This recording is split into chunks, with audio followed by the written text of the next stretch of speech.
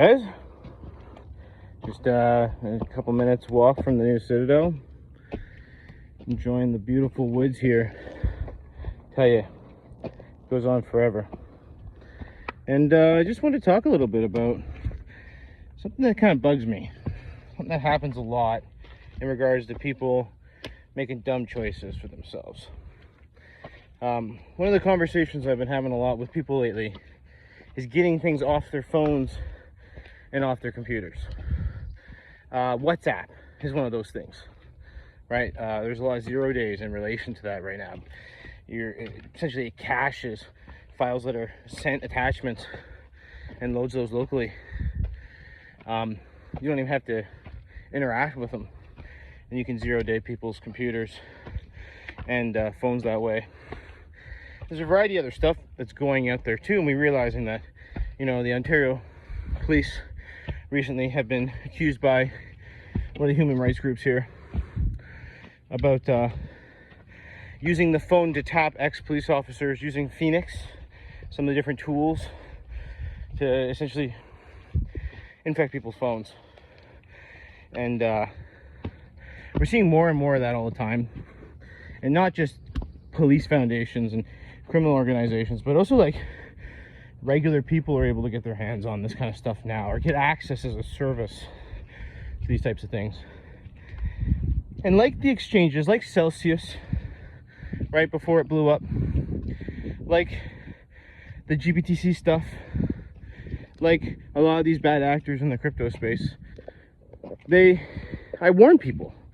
We see these things are liquid, these things are about to blow up. Go look on the blockchain. It's all fleeing. I say, look at the police reports. Here's the investigations. Here's the court records talking about how these tools were used. Get this stuff off your phone. Why you still got WhatsApp on there? And I tell these people, I say clear as day to them, you need to stop using this tool to talk to your family or communicate or whatever the tool is. You need to stop. Get McAfee virus protection off your computer, right? Doesn't need to be there. And they ignore us. And we give them legitimate reasons. We refer them to actual contextual evidence, right? Court cases, police reports, PowerPoint presentations by these companies. Or we demo the tools half the time. Show them how it works. And they still, at a convenience, they won't get rid of those tools or software.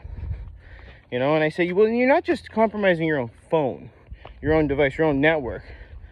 You're literally compromising your whole family, because they're all using this as a communication. You need to encourage them to use other things. Just nothing. You know, and we tell people to use cold storage instead of leaving their funds with other people. Same thing. We warn them.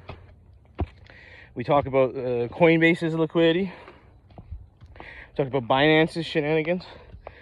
A lot of these different things. And we tried to warn people about Newton, a bunch of other stuff. And they all get had anyways, right? So I guess what I would want to encourage people to do openly, if someone who's an expert in a particular subject, even offhand one day says something to you very confidently, very about face, very, yeah, you shouldn't get that kind of part, they all fall apart. Yeah, don't get that one, it's a piece of shit. Don't use that tool, it's not going to do what you need. Don't hang out with that guy, he's bad news. If these people have more information, if they're coming from a ground of better information, if they have a better skill set and understanding, why try to learn about it yourself, right? Why prove them wrong? Why prove yourself wrong? Why don't you just do the easy thing? Do the really easy thing and trust experts most of the time. If they say, hey man, don't do that, that's really dumb. Don't jump off of that, you're gonna hurt yourself. Get WhatsApp off your desktop computer, because that's how they're 0 daying people right now. I mean, they're not gonna listen, are they?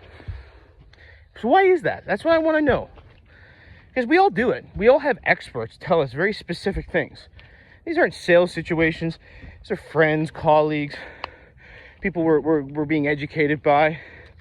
They see something with utter confidence, 100%. Get WhatsApp off your computer and your phones. Period. That's it. If you don't, you'll be victimized. So you've heard it. So why don't people listen? When we warn them about these scams, we show them the on-chain analytics. We warn about these tools and how they're misused, right? How the stingrays are being listed, how these stingrays are the protests, the drones over the protests in LA right now.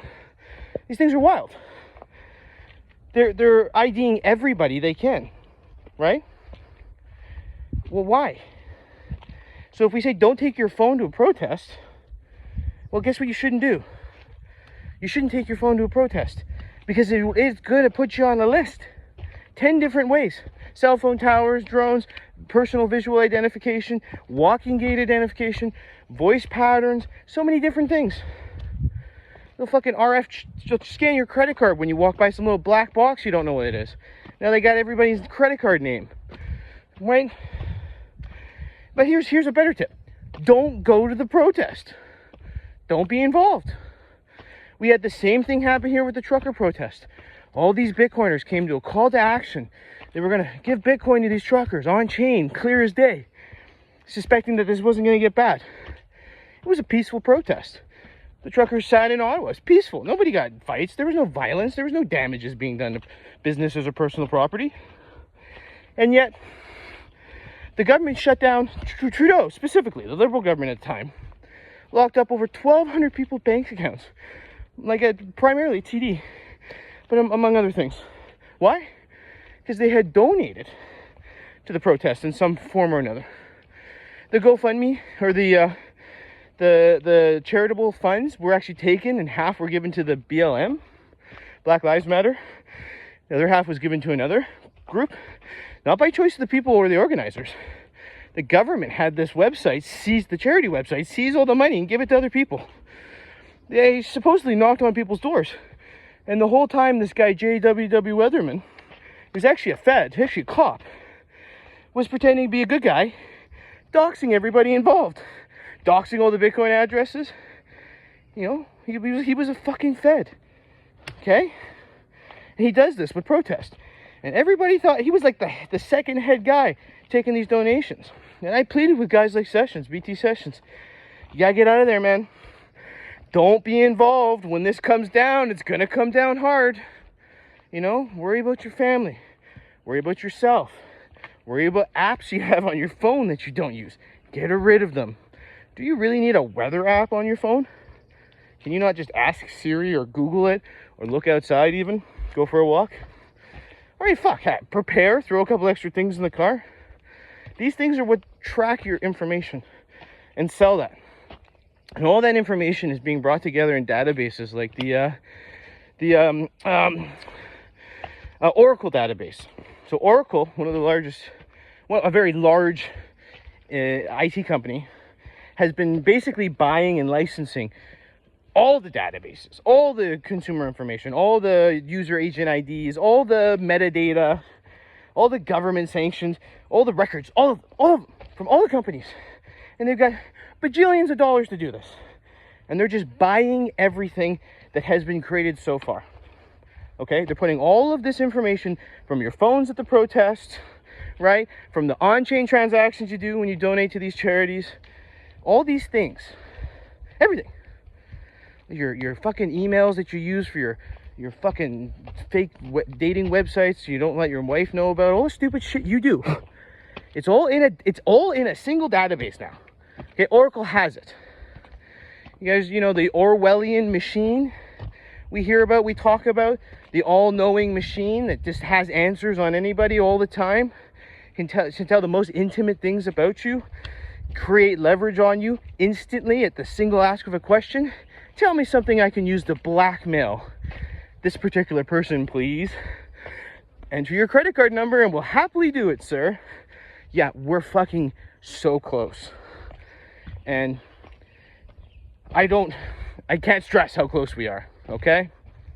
So Oracle's building their Orwellian machine. It's got all the databases in it. All of this is going to be used by police foundations and insurance companies to deny you health benefits. This is going to be used by employers. It's going to be used by ex-girlfriends and wives in child custody cases. This is going to be used in ways that will take us 50 years as a country to come to terms with legally and create the proper legislation and protections for people. It's going to be ongoing chaos. The Mr. Know-It-All machine, where you pay $15 and it'll answer any question you want, literally. We're getting close, guys. You be careful. You get that shit off your phones. You trust the experts. Listen to them. When they say something confident, like, get that stuff out. You get it out. You start thinking about your personal securities. You start thinking about battery redundancy at home. You need power. You need food. You need water. These are the things. Don't go out to these protests. Don't go. Don't do this bullshit. Don't get yourself put on these lists by these drones and these stingrays and these credit card scanners and these cameras they're using, these robots with facial recognition. Don't fuck with that stuff.